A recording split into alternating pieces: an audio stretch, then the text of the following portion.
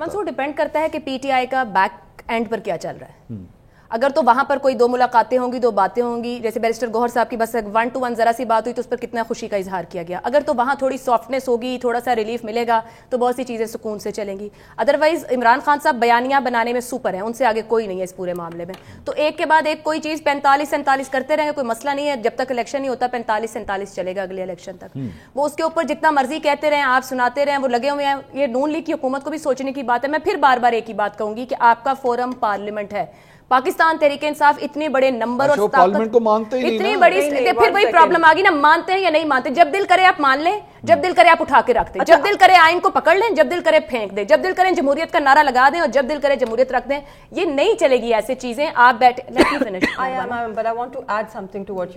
آپ ایسے بات کر رہی ہیں, اب بالکل میں آپ کی ہر بات سے اگری کرتی ہوں, ٹھیک ہے, بہت حد تک.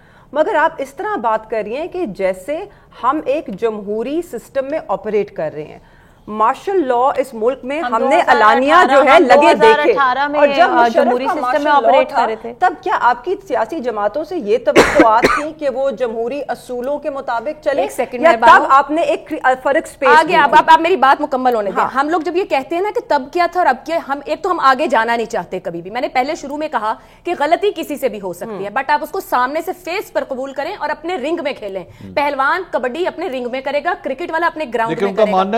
ایک منٹ دیکھیں نا, پھر اپروچ ہی غلط ہوگی نا آپ کی. اپروچ ہی, اگر آپ پارلیمنٹ کا سپریم نہیں مانتے تو آپ حل نہیں نکالیں. اب جب ابھی مہربانوں نے کہا کہ اس وقت آئین نہیں ہے, تو آپ کہیں کہ صرف یہ پچھلے 2 سال کی وجہ سے ہوا ہے کہ اس وقت ایک ہائیبرڈ رجیم چل رہی. جی نہیں, ہائیبرڈ کا چکر 18 سے شروع ہوا تھا. آتے آتے آپ کا جو زوال ہے نا وہ ایک دن میں نہیں آتا ہے, سالوں لگتے ہیں اس زوال تک پہنچنے میں.